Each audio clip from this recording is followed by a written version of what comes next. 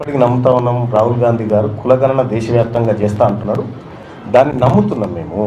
Congress party ఏ విధానంలో తప్పేం లేదు, ఆయన చెప్పింది కరెక్టే. కానీ ఇంప్లిమెంట్ చేయాల్సినటువంటి గవర్నమెంట్ మిస్లీడ్ చేసింది ఆయన.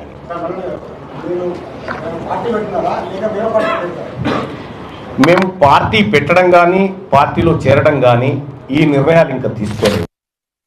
మా మేధావి వర్గం అంతా, బీసీ మేధావి వర్గం అంతా కూర్చొని ఫస్ట్ ఈ ప్రజలకు ఏం కావాలనేటువంటి నిర్ణయాలు తీసుకుంటాం. అందులో మా పాత్ర ఎలా ఉండాలని మా మేధావి వర్గం డిసైడ్ చేస్తూ దాన్ని బట్టి ఆంధ్ర పార్టీలో బీసీ నినాదంతో వస్తే మళ్ళీ మీరు వాడుతున్నారు. 2-3 రోజుల నుంచి మీ మీద వార్తలు వస్తున్నాయి. తెలుగుదేశం పార్టీలో కూర్చున్నారు. మీరు రాసుకుంటే నేను ఏం చేస్తా బాయ్ సాబ్, మీరు బీసీ నినాదం ఎత్తుకుంటే మళ్ళీ నలుగురు కలుస్తాడా అంటే ఇప్పుడు ఎత్తుకుంటే ఎక్కి కూర్చునడానికి, దించితే దిగడానికి ఏం సిద్ధంగా లేదు.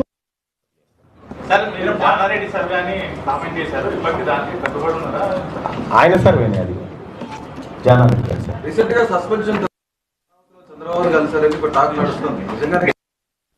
అనుకోరా, తప్పే ఉన్నది అట్లా. తెలంగాణలో కాంగ్రెస్ ప్రభుత్వం మీద వ్యతిరేకత మల్లన్న ఉన్నాడు. మల్లన్న పైన కూడా రానున్న రోజుల్లో కావాలని బీసీ నినాదం వేసుకొని బయటకు వచ్చిండు. ఇప్పుడు తీన్మార్ మల్లన్న స్వార్థమో ఇంకోటో ఉంటే నేను ప్రభుత్వంలో ఉండి ముఖ్యమంత్రి గారు భుజం రాసుకుంటా తిరిగి ఏదైనా పని చేసుకొని ఏదన్నా నా స్వార్థాలు నెరవేర్చుకుంటా. నేను చేరింది కాంగ్రెస్ పార్టీలో చేరింది ఈ ఒక్క హామీ కోసం చేరిన. తీన్మార్ మల్లన్న పని చేసుకోవడానికి అనేకమైనటువంటి అవకాశాలు ఇవ్వడానికి వాళ్ళు సిద్ధంగా ఉండే. కానీ నా అవకాశం ఓన్లీ బీసీ ప్రజల చైతన్యపరచడం ఒకటే. కాబట్టి ఏ స్వార్థం లేకుండా నికార్స్ అయినటువంటి బీసీ బిడ్డగా ఈ వర్గాల కోసం పనిచేయాలని నిర్ణయం తీసుకున్నాం. కాబట్టే ఇటువైపు నిలబడ్డాం. కాంగ్రెస్ పార్టీ పైన కూడా గతంలో బీఆర్ఎస్ పార్టీ ప్రశ్నించినట్టు ఇప్పుడు కూడా ప్రశ్నిస్తూనే ఉంటారా? ఇప్పుడు ఒకటేం చెప్తా ఉన్నా, నేను ఒకరోజు ఒక ఛానల్లో పనిచేసినప్పుడు ఆ ఛానల్ కింద కొంతమంది వచ్చి ధర్నా చేస్తున్నారు. తీన్మార్ మల్లన్న అరెస్ట్ చేయాలి, తీన్మార్ మల్లన్న మీద కేసు పెట్టాలని ధర్నా చేస్తుంటే ఆ వార్త ఎవడేయకపోతే మళ్ళీ నేనే తీసుకొని చేసిన. ఒకవేళ నేనేమైనా తప్పు చేసినా మీరెట్లయితే ప్రశ్నిస్తారో, ఏ పార్టీ ఏ ప్రభుత్వం ఉన్నా ఇదే విధానంలో ప్రశ్నించడం ఉంటుంది. నిజంగా కాంగ్రెస్ పార్టీ బీసీలకు ఏ పొరపాటు జరిగిపోయిందా సర్వే సరిదిద్దుకుంటాం, మంచిగా చేస్తాం అనేటువంటి మాట చెప్తే చేయమని ఎంకరేజ్ చేస్తాం. మల్లన్న ఏ పార్టీలో జాయిన్ అయినా ఆ పార్టీని తిట్టడం, బయటికి రావడం, ఆయన నైజానికి కొద్దిగా ఆరోపణలు వస్తున్నాయి వివిధ. మీరు అనుకుంటే నేనేం చేయాలి మరి?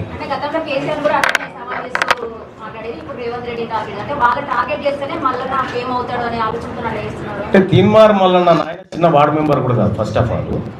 రెండోది, తీన్మార్ మల్లన్న ఫేమస్ కావాలంటే ఎమ్మెల్సీ పదవో పార్టీలో చేరితే కాదు. ఆల్రెడీ తీన్మార్ మల్లన్న ఏందో తెలంగాణ ప్రజలకు తెలుసు. పక్కా జనరల్ సీట్లలో బీసీ అభ్యర్థులు ఉండబోతా ఉన్నారు. అన్ని బీసీ సంఘాలను ఒకే వేదిక మీదకి తీసుకురాబోతా ఉన్నాం. అన్ని బీసీ సంఘాలను అన్ని ఎక్కడెక్కడైతే బీసీ సంఘాలు ఉన్నాయో అందరినీ ఒకే వేదిక మీదకి తీసుకొచ్చి ఒకే ప్లాట్ఫామ్ తయారు చేయాలి.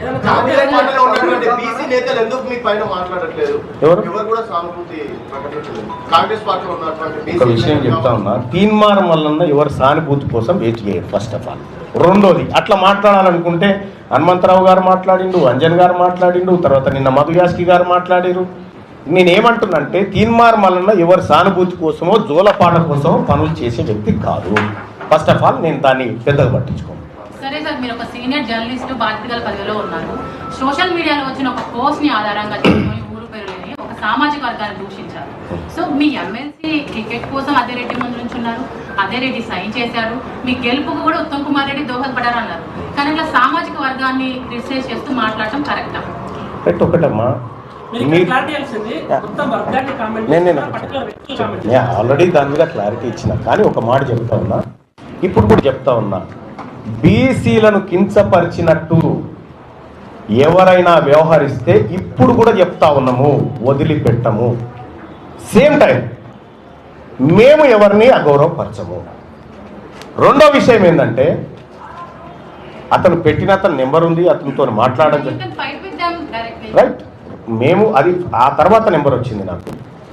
రెండో విషయం ఏంటంటే, బీసీలందరినీ మాట్లాడినటువంటి సందర్భంలో మేము మాట్లాడడం జరిగింది. మేము మాట్లాడింది కరెక్టే అని మీరు అనుకుంటే మేము దాన్ని వ్యతిరేకిస్తాం. ఎమ్మెల్యేకి రాజీనామా చేసే ఆలోచన